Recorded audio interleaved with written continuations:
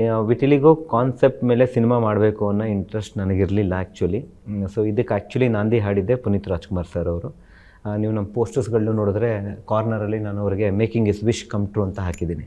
So ನಾನು ಅವ್ರನ್ನ ಭೇಟಿ ಮಾಡಿದ್ದು ಇನ್ನೊಂದು ಸಿನಿಮಾ ನಾನು ಅವರಿಗೆ ನಿರ್ದೇಶನ ಮಾಡಬೇಕಾಗಿತ್ತು.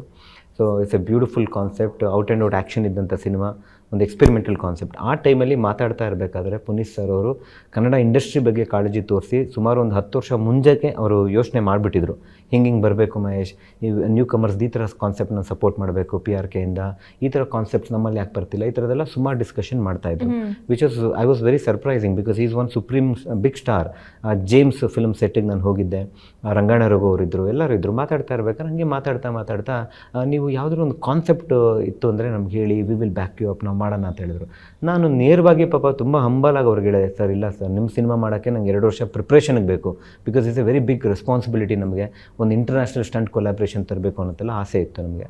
ದೆನ್ ಈ ಇನ್ಸಿಸ್ಟೆಡ್, ಇಲ್ಲ ನೀವು ಹೇಳಿ ಅಂದಾಗ ಸುಮ್ಮನೆ ಅವ್ರ ಮನಸ್ಸನ್ನ ಉಳಿಸೋಕ್ಕೋಸ್ಕರ, ಸರ್ ನೋಡಿ ಈ ಥರ ವಿಟಿಲಿಗೋ ಅಂತಾರೆ, ಕನ್ನಡದಲ್ಲಿ ತೊನ್ನು ಅಂತ ಕರೀತಾರೆ. ಆವಾಗ ನಾನು ಸ್ವಲ್ಪ ಬಾಡಿ ವರ್ಕೌಟ್ ಎಲ್ಲ ಮಾಡಿ, 6 ಪ್ಯಾಕ್ ಎಲ್ಲ ಮಾಡಿ, ನಂದು ಇನಿಷಿಯೇಟಿವ್ಸ್ ಕಾರ್ಮೆನ್ ಅಂತ ಒಂದು ಪೇಜ್ ಇದೆ, ಅದರಲ್ಲಿ ವಿಟಿಲಿಗೋ ಬಗ್ಗೆ ಸ್ವಲ್ಪ ಮೋಟಿವೇಟ್ ಮಾಡಬೇಕು, ಅವೇರ್ನೆಸ್ ಕ್ರಿಯೇಟ್ ಮಾಡಬೇಕು ಅಂತ ಪೇಜ್ ಸ್ಟಾರ್ಟ್ ಮಾಡಿದ್ದೆ ನಾನು 2021 August 24th when I met him.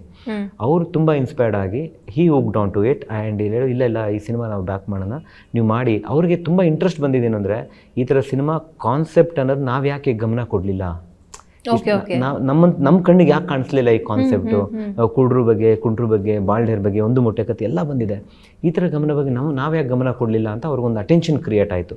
Attention create ಆದಾಗ ಅವರು ಎರಡನೇದು ಅವ್ರಿಗೇನು ತುಂಬ ಇಷ್ಟ ಆಯಿತು ಅಂದರೆ, ಒಂದು ಚಿತ್ರರಂಗದ ಇತಿಹಾಸದಲ್ಲಿ ಈ ಥರ ಒಂದು ಕಾನ್ಸೆಪ್ಟ್ ಬಂದೇ ಇಲ್ಲ, ಯಾರೂ ಮಾಡಿಲ್ಲ, ಸೊ ನಾವು ಮಾಡಬೇಕು, ಕನ್ನಡದಲ್ಲಿ ಬರಬೇಕು ಅಂತ ಅವ್ರಿಗೆ ಆಸೆ ಬಂತು.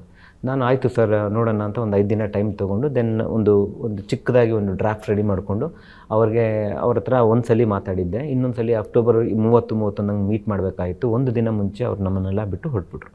ಸೊ ಇವಾಗ ಏನು ಮಾಡಬೇಕು ಗೊತ್ತಿಲ್ಲ, ಒಂದು ಹಠ ಉಟ್ಕೊಳ್ತು. ಓಕೆ, ಅವ್ರದ್ದೊಂದು ಆಸೆ ಇತ್ತು. ಅಂದರೆ ಅವ್ರು ಯಾಕೆ ನನ್ನ ಹೇಳಿದ್ರು, ನನಗೆ ಯಾಕೆ ಹೇಳಿದ್ರು, ಆ್ಯಕ್ಟಿಂಗು ಅವ್ರು ಇನ್ಸಿಸ್ಟ್ ಮಾಡಿ ನನಗೆ ಆ್ಯಕ್ಟಿಂಗ್ ಮಾಡಬೇಕಂತ, ಯಾಕಂದರೆ ಈ ಪ್ರಶ್ನೆ ಬಂದೇ ಬರುತ್ತೆ.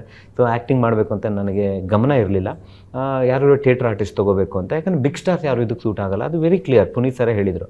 ದೆನ್ ಈ ಟೋಲ್ಡ್, ಇಲ್ಲ ಯಾರಾದರೂ ಒಬ್ಬರು ಮೇಕಪ್ ಹಾಕೊಂಡು ಇದು ಮಾಡಿದ್ರೆ ಸರಿ ಆಗಲ್ಲ ಮಹೇಶ್, ಕನೆಕ್ಟ್ ಆಗಲ್ಲ, ನೀವು ಮಾಡ್ತಿರಲ್ಲ ಆ್ಯಕ್ಟಿಂಗು, ಸುಮಾರು ಮಾಡಿದ್ದೀರಾ, ನೀವು ಮಾಡಿ ಅಂತ ಅವ್ರು ಇನ್ಸಿಸ್ಟ್ ಮಾಡಿ ಮಾಡಿಸಿದಂಥ ಸಿನಿಮಾನೇ ಈ ಬಿಳಿ ಚುಕ್ಕಿ ಹಳ್ಳಿ ಹಕ್ಕಿ. ಇವತ್ತು ವಾಟ್ ಎವರ್ ಇವತ್ತು ನಾವಿಲ್ಲಿ ಕೂತಿದ್ದೀವಿ, ಅದಕ್ಕೆ ನಾಂದಿ ಹಾಡಿದ್ದು ಪುನೀತ್ ರಾಜ್ಕುಮಾರ್.